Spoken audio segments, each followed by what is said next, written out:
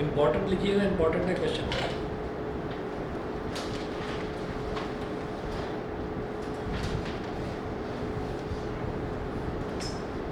लिखिएगा alloys are homogeneous mixtures of metals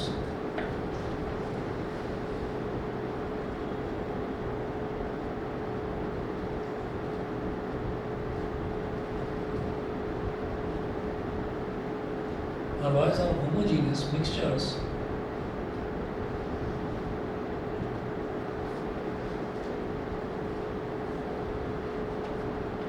of metals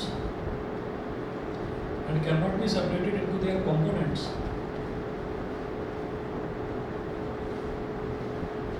and cannot be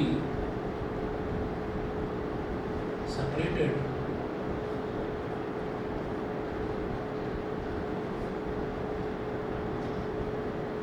into their components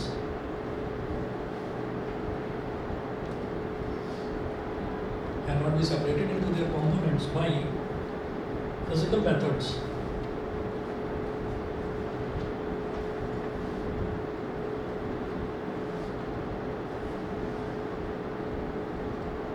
By physical methods, full stop. Even then an alloy is considered a mixture.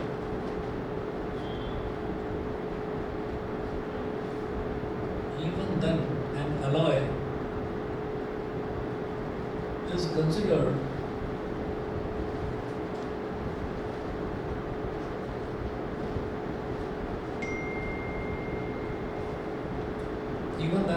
is considered a mixture.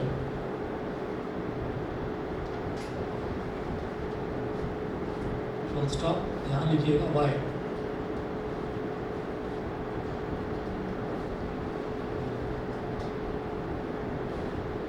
ठीक है जी, answer note कीजिएगा। देखिए ऐसा होता है कि alloy, जब हम अलॉय की बात करते हैं तो आपने देखा होगा जो पुलिस वाले होते हैं, मिलिट्री वाले होते हैं, उनके कंधे पर जो सितारे लगे रहते हैं, ठीक है, तो वो जो होते हैं वो ब्रास के बने हुए होते हैं, वो बड़ा चमकता है ब्रास, जिसको हिंदी में पीतल बोलते हैं, तो वो बड़ा चमकता है। और अब कंधे पर गोल्ड तो लगा नहीं सकते, है ना, कि इतना महंगा है, इतना महंगा, वो तो लगा नहीं सकते, तो वो ब्रास लगाया जाता है यहाँ पर। अब वो जो ब्रास है वो बहुत ही ज़्यादा मजबूत होता है। क्यों? क्योंकि वो अलॉय होता है। अलॉय की एक खास प्रॉपर्टी होती है कि बहुत ज़्यादा मजबूत होते हैं। अलॉय कैसे बनते हैं? हम दो अलग अलग तरीके के मेटल्स को ज्वाइन कर देते हैं तो अलॉय बन जाता है। दो अलग अलग तरीके के मेटल्स को ज्वाइन कर देने से अलॉय बन जाता है। अब उसको ज्वाइन करने के लिए किसी आपको लेबोरेटरी में जाने की ज़रूरत नहीं है। आपने क्या करा, एक मेटल को पिघलाया, दूसरे मेटल को पिघलाया, पिघलाने के बाद दोनों को सेम कंटेनर में डाल दिया और ठंडा होने के लिए छोड़ दिया, तो वो एक अलॉय बन गया। ठीक है, तो ये होता है मिक्सचर। तो हम ये कहते हैं, यहाँ पर लिखा है alloys are the homogeneous mixtures of metals and can not be separated into their components by physical methods. Join करने के बाद में फिर उसको तोड़ा नहीं जा सकता, फिर उसको सेपरेट नहीं करा जा सकता फिजिकल मेथड्स के थ्रू, लेकिन उसके बावजूद भी अलॉयज को मिक्सचर माना जाता है। भाई पहली प्रॉपर्टी तो यही थी ना मिक्सचर की, कि मिक्सचर को फिजिकल मेथड से, जैसे कि डिस्टिलेशन हो गया या यूजिंग अ मैग्नेट हो गया या फिर इवेपोरेशन हो गया, ठीक, फ्रैक्शनल डिस्टिलेशन, तो काफ़ी सारे अलग अलग मेथड्स हैं तो हमने अभी डिस्कस नहीं करेंगे इस चैप्टर में। तो उन मेथड्स के थ्रू हम किसी भी मिक्सचर को सेपरेट कर सकते हैं। अलॉयज जब मिक्सचर है तो उनको सेपरेट क्यों नहीं किया जा सकता? ठीक है ना, still it is considered a mixture, जबकि उसको सेपरेट नहीं करा जा सकता। सेपरेट ना करा जा सके ऐसा किस में होता है? एलिमेंट्स में होता है, कंपाउंड्स में होता है। ठीक है, तो इसका रीज़न बता रहे हैं आपको, रीज़न नोट करेंगे, लिखेंगे यहाँ पर, because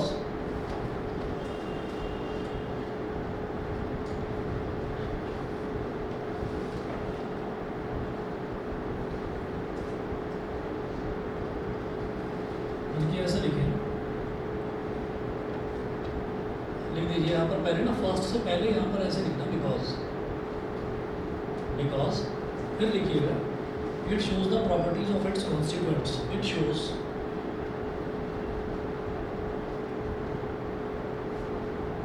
the properties, it shows the properties of its constituents.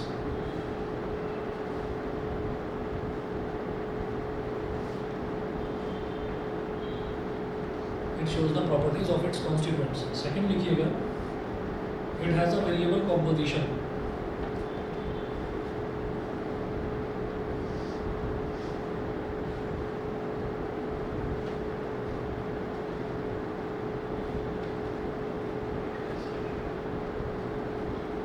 It has a variable composition.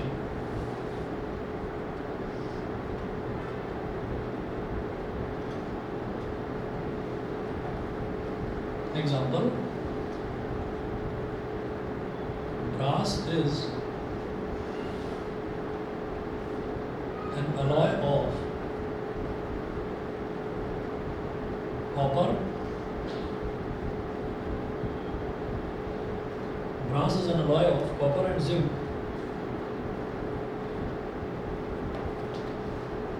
It shows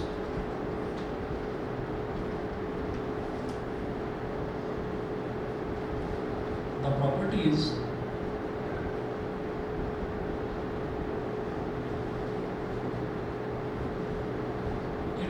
properties of copper as well as zinc. फिर लिखिएगा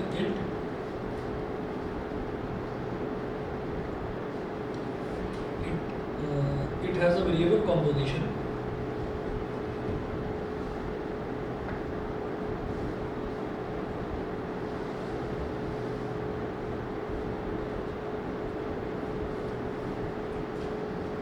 It has a variable composition. Bracket में लिखेंगे the amount of zinc in brass can vary from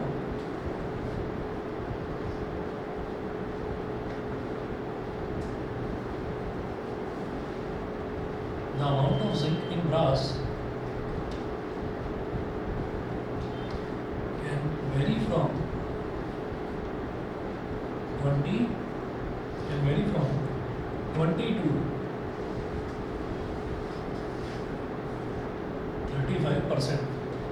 जो amount है वो 20 से 35% तक very कर सकती है. ठीक है, तो आप ये देखिएगा कि ब्रास किसकी हेल्प से बनता है. दो तरीके के, दो अलग अलग तरीके के मेटल हमने ले लिए. एक ले लिया कॉपर और एक हमने ले लिया जिंक. कॉपर और जिंक को पिघलाने के बाद में उनको डाल दिया किसी भी कंटेनर में, मिक्स होने के लिए छोड़ दिया. अपने आप मिक्स होकर इतना सॉलिड मास तैयार हो जाता है कि उसको सेपरेट आउट नहीं करा जा सकता. तो यही सवाल उन्होंने पूछा कि जब सेपरेट आउट नहीं करा जा सकता उसके बावजूद भी उसको मिक्सचर क्यों माना जाता है. क्योंकि मिक्सचर की बाकी प्रॉपर्टीज़ वो शो करता है. कैसे? जैसे एक है, it shows the properties of its constituents. वो कॉपर की भी प्रॉपर्टी शो करेगा, वो जिंक की भी प्रॉपर्टी शो करेगा. कॉपर की क्या प्रॉपर्टी होती है? कॉपर अपने अंदर से करंट को फ्लो होने देता है. ठीक है, कॉपर के वायर लगे रहते हैं. आपने देखा होगा हमारे घरों में जो वायरिंग हो रखी है वो सब कॉपर के वायर्स होते हैं. तो कॉपर की भी प्रॉपर्टी शो करेगा, जिंक की भी प्रॉपर्टी शो करेगा. दूसरी चीज़, it has a variable composition. कभी भी हम देखेंगे, अगर हम वाटर की बात करते हैं तो वाटर एक एग्जांपल के तौर पर बता रहा हूँ. वाटर को किस तरीके से बनाया जा सकता है? 1:8 रेशो होता है बाई मास 1:8 रेशो. मतलब अगर मैं 1 ग्राम हाइड्रोजन लूँगा ना तो मेरे को 8 ग्राम ऑक्सीजन चाहिए होगा, तब जाकर पानी बनेगा. इसी तरीके से अगर मेरे को 4 ग्राम हाइड्रोजन चाहिए तो फिर ऑक्सीजन कितना चाहिए? 4 8 32, 1:8. अगर वाटर बनाते हैं तो वाटर का रेशो फिक्स होता है 1:8 बाई मास. तो 1:8 बाई मास का मतलब क्या है? 1 ग्राम अगर हाइड्रोजन है तो हमको 8 ग्राम ऑक्सीजन चाहिए. समझ गए? 8 ग्राम ऑक्सीजन चाहिए. अब आप ये देखिएगा कि अगर मेरे को हाइड्रोजन 4 ग्राम चाहिए तो 1 में 4 को मल्टीप्लाई करो तो 4 आया, तो 8 में भी 4 को मल्टीप्लाई करो तो 32 ग्राम्स. तो इसका मतलब इसका रेशो नहीं बिगड़ने पाएगा, इसका रेशो फिक्स रहेगा. ये होता है कंपाउंड के केस में. लेकिन मिक्सचर के केस में ये है कि आप इतना भी रेशो ऊपर नीचे आप कर सकते हैं. ठीक है ना. तो इस वजह से जब इन्होंने बोला कि जिंक की क्वांटिटी 20 से 35% कितनी भी वेरी कर सकती है, तो इसलिए वेरिएबल कॉम्पोजिशन है, इसलिए भी ये एक मिक्सचर कहलाएगा. क्लियर है सभी को? ऑनलाइन वाले बच्चे बताएं भाई, सभी को क्लियर है? चलिए जी, ठीक है, ओके. उसके बाद अगला टॉपिक लिखेंगे, हेडिंग डालिएगा solutions, suspensions and colloids.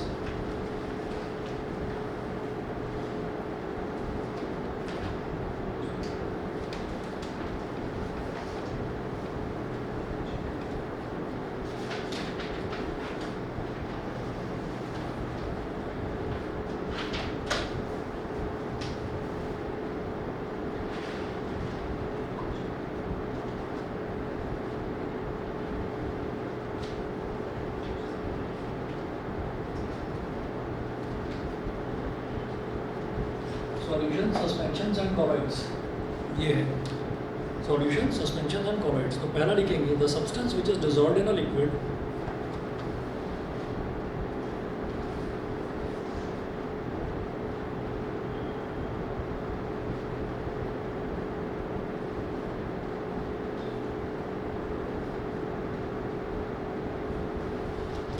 the substance which is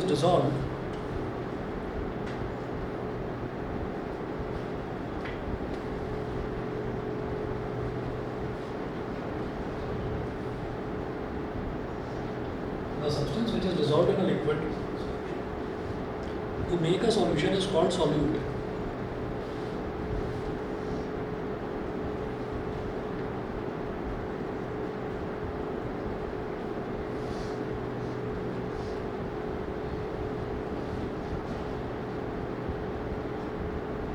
The substance which is dissolved in a liquid to make a solution is called a solute.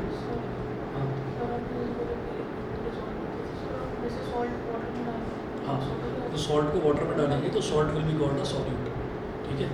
और अगला पॉइंट लिखेंगे the liquid in which solute is dissolved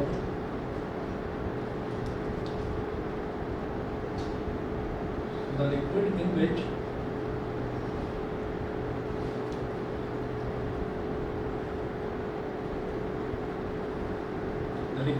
solute is dissolved is called a solvent. The liquid in which solute is dissolved is called a solvent. तो ऐसा liquid जिसके अंदर solute को dissolve करा जाता है उसको हम सॉल्वेंट कहते हैं। एग्जांपल के तौर पर अगर हम वाटर के अंदर सॉल्ट को डिसॉल्व कर रहे हैं तो सॉल्ट जो है सॉल्ट को किस में डाल रहे हैं, वाटर के अंदर, तो सॉल्यूट क्या हो जाएगा, सॉल्ट, और किसके अंदर डाल रहे हैं, वाटर के अंदर, तो वाटर क्या हो जाएगा, सॉल्वेंट। तो जिसमें किसी चीज़ को डिसॉल्व करा जाता है, जिसमें डिसॉल्व करा जाता है दैट इज कॉल्ड सॉल्वेंट, और जिसको डिसॉल्व करा जाता है दैट इज कॉल्ड सॉल्वेंट। तो ये हो गया सॉल्यूट और सॉल्वेंट। अच्छा, और दोनों के मिलने से जो चीज़ बनती है that is called a solution. यहाँ लिखेंगे solute plus solvent gives solution. Solute plus solvent gives solution, ठीक है। अब आप हेडिंग डालेंगे सॉल्यूशंस। तो ये पहले इंपॉर्टेंट कॉन्सेप्ट था, हमको समझना था कि सॉल्यूट क्या होता है और सॉल्वेंट क्या होता है। अब लिखेंगे सॉल्यूशंस। सॉल्यूशंस में लिखिएगा a solution is a homogeneous mixture of two or more substances.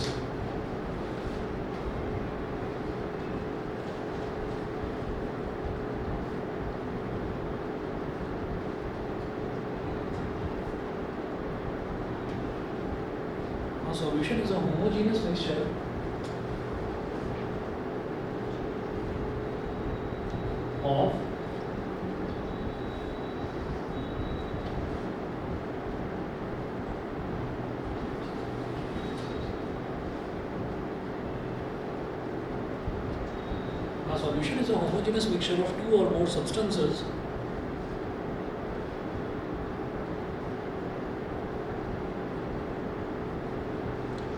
Some common examples of solutions are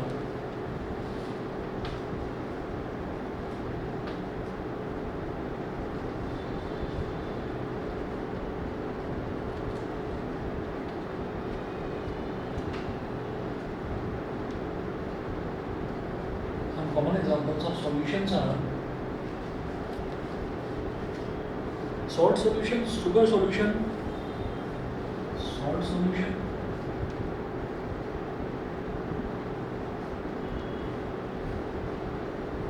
sugar solution,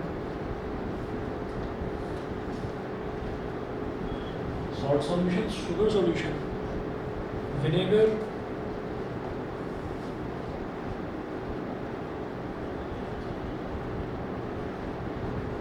alloys, air, etc. Salt solution, sugar solution, vinegar, alloys, air, ये सारे के सारे solutions के examples हैं। उसके बाद हम लिखेंगे properties of a solution।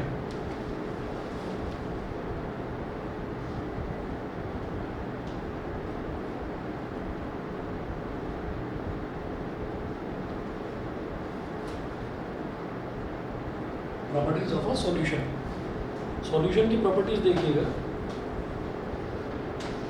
पहला है अ solution is a homogeneous mixture.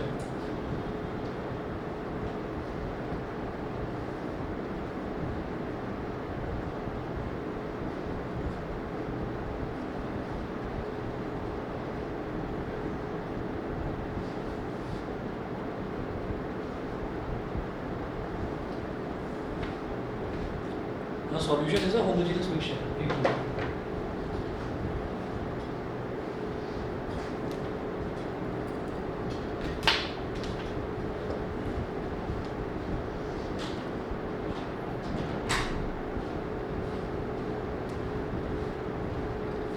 अच्छा, होमोजीनियस मिक्सचर का मतलब क्या होता है? होमोजीनियस मिक्सचर का मतलब ये है कि जैसे मान लीजिए हमने ब्रेड ली और ब्रेड में हमने क्या करा, बटर लगा दिया, ठीक है। और बटर लगाने के बाद में हमने उसमें कुछ और 2-4 आइटम उसके अंदर जैसे खीरा, प्याज, टमाटर वगैरह ये डाल दिया, ठीक है, सैंडविच बनाने के लिए। तो जब हम उसको खाएंगे तो हमको महसूस होगा कि ब्रेड का अलग टेस्ट आएगा हमको, ठीक है, टमाटो का अलग, अनियन का अलग, और जो है खीरे का अलग, बटर का अलग, इन सब का जो टेस्ट है वो हमको अलग अलग आता रहेगा। तो अब आप ये देखिएगा कि क्या ये जो हमने एक सॉल्यूशन तैयार करा, तो क्या हम इसको होमोजीनियस बोल सकते हैं? ये कहेंगे नहीं। होमोजीनियस में क्या होता है कि जो कॉन्स्टिट्यूएंट पार्टिकल्स हैं वो अलग से आइडेंटिफाई नहीं करे जा सकते। अब मैं दूसरे सॉल्यूशन की बात करता हूँ कि हमने पानी ले लिया और पानी के अंदर हमने ग्लूकोन डी घोल दिया, खूब अच्छे से घोल दिया, ठीक है। अब आप उसको रखे रहो, आज रखे रखो, कल रखे रहो, 2-3 दिन तक रखे रखो, तो उसमें कभी भी ऐसा नहीं होगा कि पानी अलग हो जाए और ग्लूकोन डी निकल कर अलग हो जाए, कभी भी ऐसा नहीं हो सकता। जब आप उसको पिएंगे तब भी आपको इस चीज़ का एहसास नहीं होगा कि अच्छा ये तो ग्लूकोज है, ये वाटर है। तो आप उसको अलग अलग आइडेंटिफाई नहीं कर सकते। जब आप उसको पियोगे तो आपको लगेगा कि मैं ग्लूकोज का सॉल्यूशन पी रहा हूँ। तो इसका मतलब क्या है, होमोजीनियस सॉल्यूशन में जो ये लिखा है ना, पहली प्रॉपर्टी है solution is a homogeneous mixture. Homogeneous mixture में हम अलग से उनके जो पार्टिकल्स हैं उनको हम अलग से आइडेंटिफाई नहीं कर सकते, ये होता है। सभी को क्लियर? ठीक है। तो solution is a homogeneous mixture. हाँ, दोनों के दोनों इसी कैटेगरी में लाई करेंगे। उसके बाद देखिएगा सॉल्ट सॉल्यूशन को भी यही, बिल्कुल सॉल्ट सॉल्यूशन भी इसी कैटेगरी में आएगा। सॉल्यूशन को तो एग्जांपल में लिखा हुआ है। दोबारा बोलो सर, सॉल्ट सॉल्यूशन को तो सॉल्यूशंस के एग्जांपल में हाँ लिखा है ना, देखिए salt solution, sugar solution, vinegar, alloys, air etcetera, तो ये सारे सॉल्यूशन के ही एग्जांपल हैं। तो मैं सॉल्यूशन की ही प्रॉपर्टी लिख रहा हूँ, ठीक है। तो ये होमोजीनियस मिक्सचर होता है, ठीक है। होमोजीनियस मिक्सचर वो कि जिसमें अलग से आइडेंटिफाई ना करा जा सके, आइडेंटिफाई ना किया जा सके। नहीं तो होता क्या है, आप कहेंगे कि नहीं अलग अलग तो मैं कर सकता हूँ ना इवेपोरेशन करके। हाँ, इवेपोरेशन यानी कि फिजिकल मेथड से आप अलग अलग कर सकते हैं, लेकिन आप अलग से आइडेंटिफाई नहीं कर सकते। आप उसको देखोगे, उसको स्टिर कर दिया खूब अच्छे से, तो आप ढूंढोगे आंखों से, आपको दिखाई नहीं देगा कि सॉल्ट किधर है और वाटर किधर है। तो जिसको हम आइडेंटिफाई ना कर पाएँ, देख ना पाएँ, that is called homogeneous mixture, ठीक है। उसके बाद और सैंड को सब मिक्स कर देंगे, सब कर दोगे हेटेरोजीनियस सॉल्यूशन, तो वो हीट्रोजीनियस हो जाएगा। तो सर वो भी सॉल्यूशन ही होगा। वो सॉल्यूशन होगा, लेकिन अगेन वो हीट्रोजीनियस मिक्सचर होगा। सॉरी, जब वो हीट्रोजीनियस हो जाएगा तो वो सॉल्यूशन की कैटेगरी में नहीं आएगा, वो आएगा मिक्सचर की कैटेगरी में, ठीक है ना। वो मिक्सचर होगा। सेकंड देखिए, सेकंड प्रॉपर्टी है the size of solute particles in a solution is extremely small.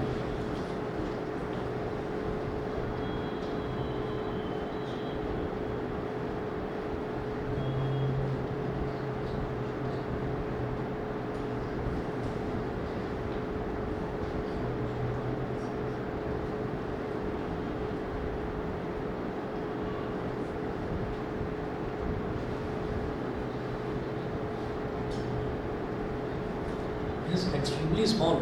तो जब भी हम कभी किसी सॉल्यूशन की बात करते हैं तो उसमें जो सॉल्यूट पार्टिकल्स का जो साइज़ होता है बहुत छोटा होता है। कैसा होता है वो देखिएगा, लिखेंगे यहाँ पर, इट इज़ लेस देन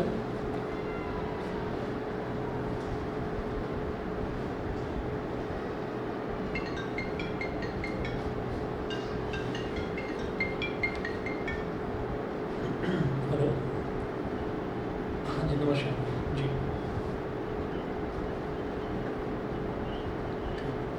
बड़े बड़े पापा कह रहे हैं, चलिए ठीक है जी, बता दें।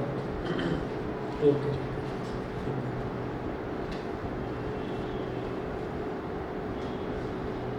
So the size of solute particles in a solution is extremely small. It is less than 1 nano nanometer.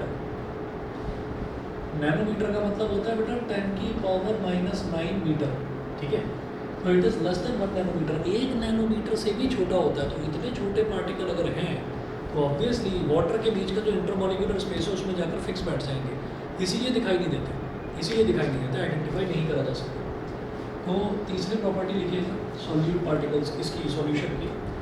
The particles of a solution can not be seen even with a microscope.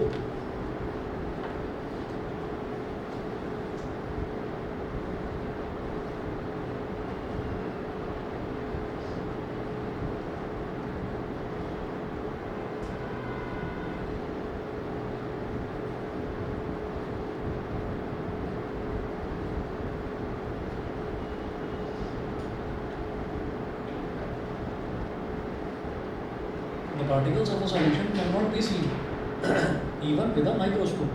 Microscope की help से भी आप सोचो कि मैं पानी और नमक उनको अलग अलग देख लूँगा, ठीक है, मैं पानी और शुगर को अलग अलग देख लूँगा, नहीं देख सकते, नहीं देख पाएंगे। उसके बाद देखिएगा फोर्थ है the particles of a solution pass through the filter paper.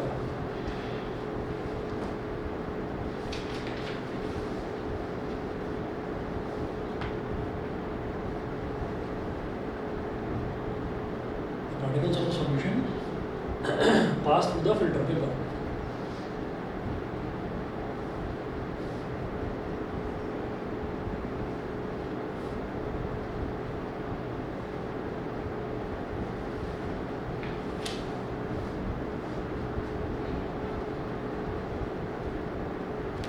Paanchवी property, the solutions are very stable. हाँ जी बोलिए। और जैसा आपने बताया सॉल्यूशंस के जो पार्टिकल्स होते हैं वो काफ़ी स्मॉल होते हैं, तो वो फिर भी फिल्टर पेपर के थ्रू कैसे पास हो जाते हैं? वही बता रहा हूँ कि वो इतने ज़्यादा स्मॉल होते हैं कि 1 नैनोमीटर से भी छोटे, है ना। तो 1 नैनोमीटर से भी जब वो छोटे होते हैं तो इसी वजह से तो वो पार्टिकल्स जो हैं वो वाटर के मॉलिक्यूल्स, वाटर में जो इंटरमॉलिक्यूलर स्पेस होता है उसमें फिक्स हो जाते हैं जाकर। तो जब वो उसमें फिक्स हो जाते हैं तो हम उनको आइडेंटिफाई ही नहीं कर सकते, तो वो इतने छोटे होते हैं, इस वजह से वो फिल्टर पेपर से भी पास हो जाते हैं। समझ गए भाई, बड़ा पार्टिकल होगा तभी तो छन्नी में से नहीं निकलेगा, ठीक है। और वो इतना छोटा है कि आप माइक्रोस्कोप से भी उसको नहीं देख पा रहे हैं, तो वो फिल्टर पेपर में से भी निकल जाएगा। समझ गए, क्लियर है? बस ठीक है। फिफ्थ देखेंगे the solutions are very stable.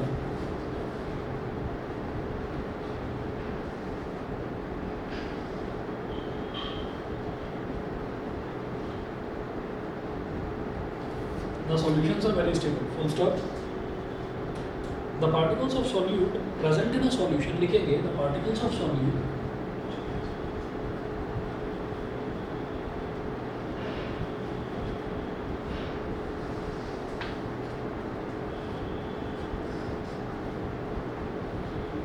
present in a solution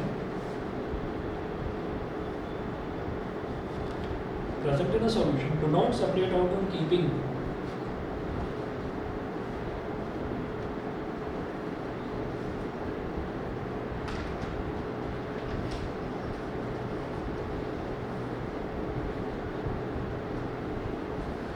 do not separate out on keeping।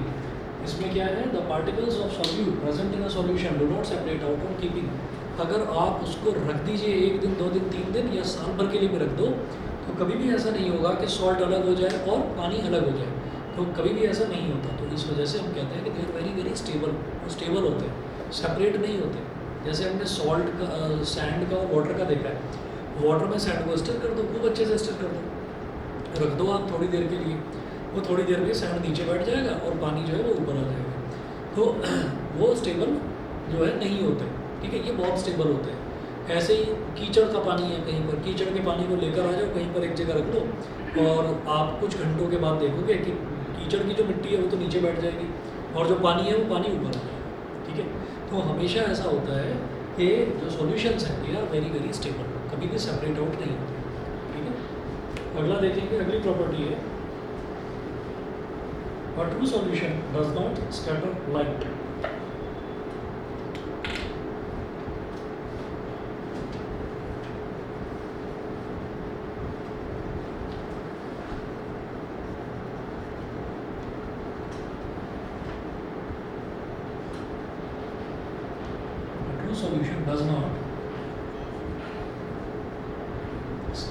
Light,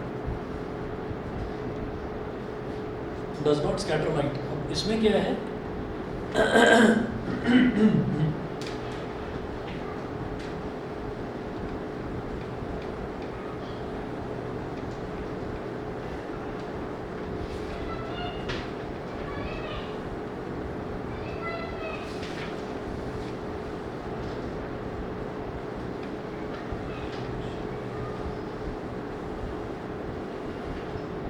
does not scatter light. कोई बड़ा ही इंटरेस्टिंग एक्सपेरिमेंट है। आप क्या करें, आप एक कांच का ग्लास ले लें और कांच के ग्लास में आपने पानी भर लिया, बिल्कुल साफ़ सुथरा पानी एकदम, उसमें कहीं पर भी किसी तरीके का कोई और सॉल्ट नहीं है। अब आपने उसके अंदर नमक डाल दिया, 1 चम्मच 2 चम्मच जितना आपको ठीक लगा आपने उतना डाल दिया, उसको खूब अच्छे से स्टिर कर दिया, घोल दिया। घोलने के बाद में फिर आप ये देखेंगे ये मेरे पास कंटेनर है, इसके अंदर यहाँ तक ऊपर के इस लेवल तक पानी भरा हुआ था।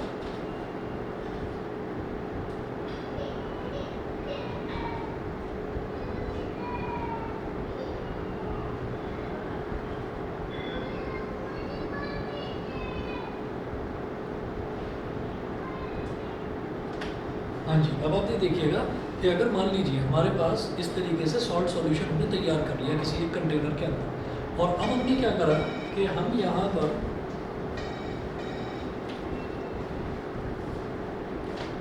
पर एक टॉर्च लेकर खड़े हो गए, रूम में हमने अंधेरा कर दिया, हमने कोई सोर्स नहीं छोड़ा जहाँ से लाइट आ सके रूम के अंदर, ठीक है। और हमने यहाँ पर एक टॉर्च लगा दी और टॉर्च की जो लाइट है वो हमने इस तरह से इस पर इस तरह से स्ट्राइक करवाई लाइट। तो बहुत अच्छी एक चीज़ देखने के लिए मिलेगी कि it does not, a true solution does not scatter light. Scatter का मतलब ये लाइट को रोकता नहीं है, स्कैटर नहीं करता। स्कैटर का मतलब बेसिकली फैलाना होता है। तो फैलाने का मतलब ये है कि वो ऐसा नहीं है कि लाइट को रोक कर और यहाँ अंदर फैलाने लगे। ये जो लाइट है ये यहाँ से लाइट इस तरह से और इस तरह से,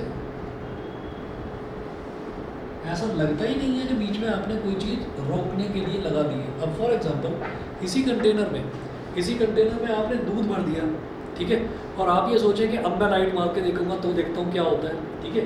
तो जब आपने इसके अंदर दूध भर दिया तो लाइट फिर इसके आर पार नहीं जाएगी, लाइट यहीं पर रुक जाएगी। वो जो दूध का जो ग्लास है ये जो भी कंटेनर है, और रखना उसको कांच का है, ठीक है। कांच का इस वजह से रखना ताकि एटलीस्ट आप स्टील का कंटेनर ले लोगे तो उसमें तो वैसे भी लाइट नहीं जाएगी ना आर पार, तो इसलिए हमने कांच का ले लिया। तो कांच से लाइट तो आर पार निकल जाएगी। फिर उसके बाद अगला काम इस लिक्विड का है। अब मैं इस लिक्विड की प्रॉपर्टी देखना चाहता हूँ, तो अगर इसके अंदर मिल के तो वो उसको रोक लेगा, वो लाइट को आगे पास नहीं होने देगा, ठीक है। तो ये वाला जो एक्सपेरिमेंट है ये बताता है कि एक ट्रू सॉल्यूशन के पार्टिकल्स इतने छोटे होते हैं कि वो लाइट तक को रोक नहीं सकते, उनका साइज़ इतना स्मॉल होता है, ठीक है। तो लाइट को भी अपने अंदर से कहते हैं कि अभी निकल जाओ, गुजर जाओ, पास ऑन कर जाओ। मिल्क एक मिक्सचर है लेकिन होमोजीनियस मिक्सचर नहीं है, हीट्रोजीनियस मिक्सचर है। मिल्क को अगर आप रख दो ऐसे ही आप रख दो तो इट इज़ नॉट स्टेबल, क्या बन जाएगा, दही बन जाएगा, ठीक है। और रख दो आप उसको, फट जाएगा, पनीर बन जाएगा, उसका पानी बिल्कुल ही ऊपर आ जाएगा, ठीक है। तो जो ये लिखा हुआ है ना, तो solutions are very stable, milk उस सॉल्यूशन में नहीं है, उस कैटेगरी में नहीं है, ठीक है। हीट्रोजीनियस है, उसमें फैट भी है, उसमें प्रोटीन भी है, उसमें विटामिन भी है, मिनरल भी है, बहुत सारी चीज़ें उसके अंदर मिक्सड है। चलिए जी, अब आगे चलते हैं। कभी कभी हंसते हो ना, तो फालतू की बात करिए, हंसते हो। चलिए जी, अब आगे देखते हैं types of solutions.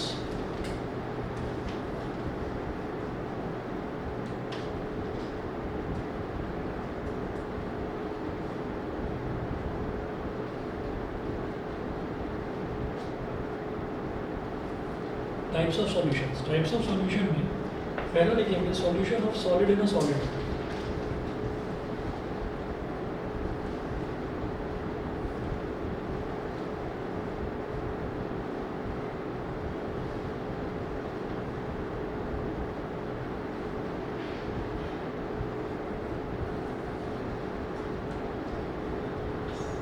Solution of solid in a solid, इसमें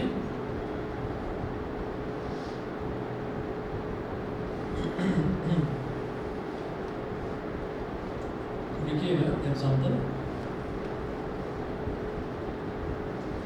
brass is prepared by mixing molten zinc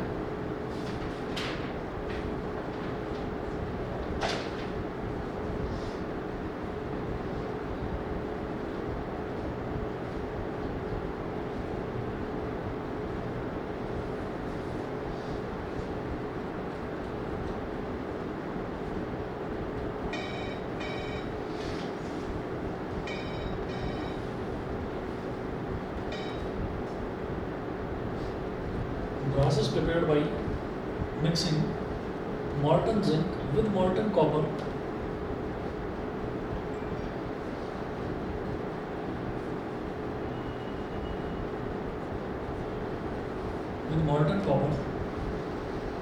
and cooling their mixture,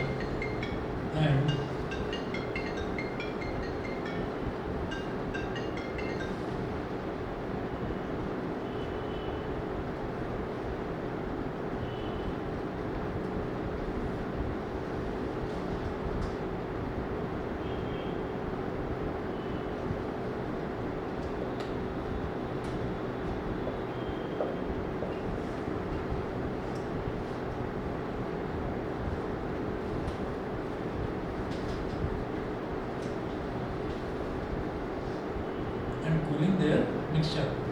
तो solution of solid in a solid, जहाँ पर दो सॉलिड मिक्सड है, एक सॉलिड में दूसरा सॉलिड मिक्सड है, तो ये भी सॉल्यूशन हो गया। उसके बाद दूसरा टाइप, इसका दूसरा type solution of solid in a liquid, second है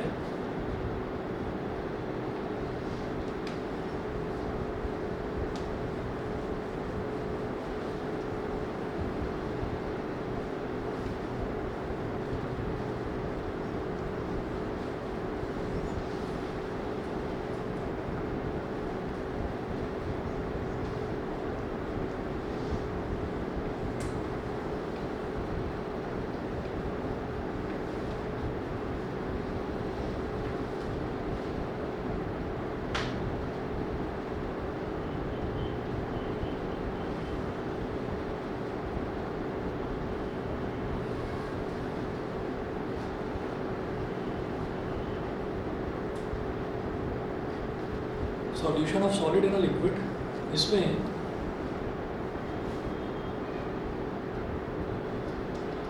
एग्जांपल लेंगे sugar solution and salt solution.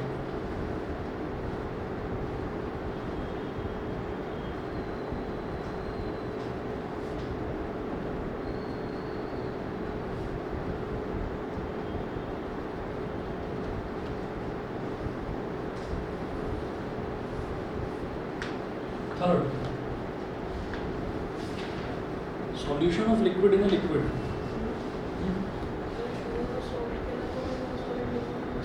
हाँ, और भी है बहुत सारे, ग्लूकोज मैंने एक एग्जांपल लिया, ठीक है, उसके अलावा भी बहुत सारी चीज़ें, आयोडीन, आयोडीन भी मिक्स हो जाता है, उसको टिंचर आयोडीन बोलते हैं, बहुत एग्जांपल्स हैं। अगला देखिएगा solution of liquid in a liquid.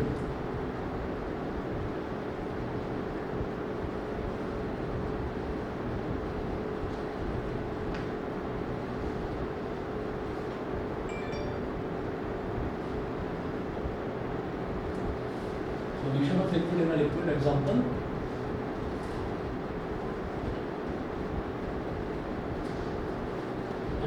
है vinegar is a solution of acetic acid in water।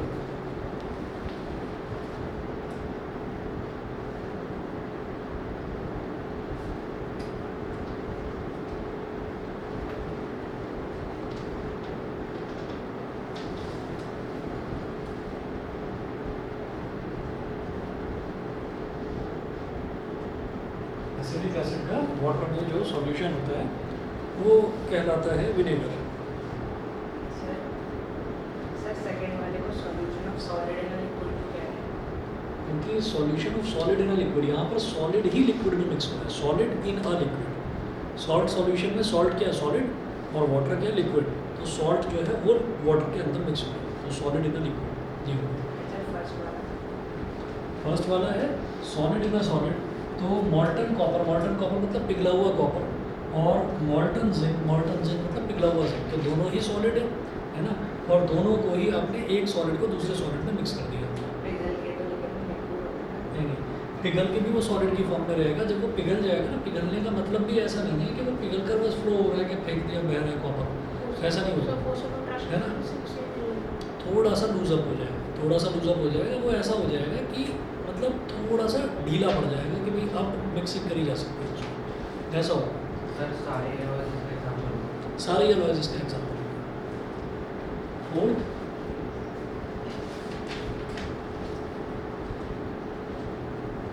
solution of gas in a liquid.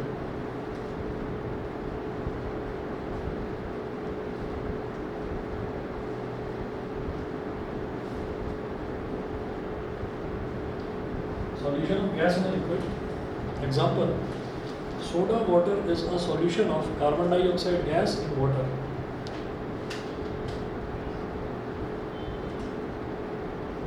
Soda water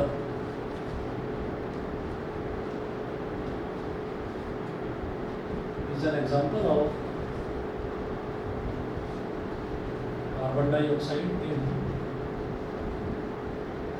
water. तो कार्बन डाइऑक्साइड गैस है, वाटर एक लिक्विड है। तो कार्बन डाइऑक्साइड को अगर water में mix कर दिया जाए तो वही कहलाता है soda water. Fifth,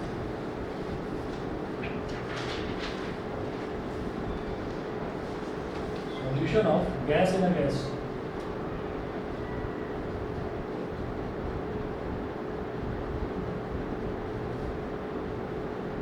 Example: air.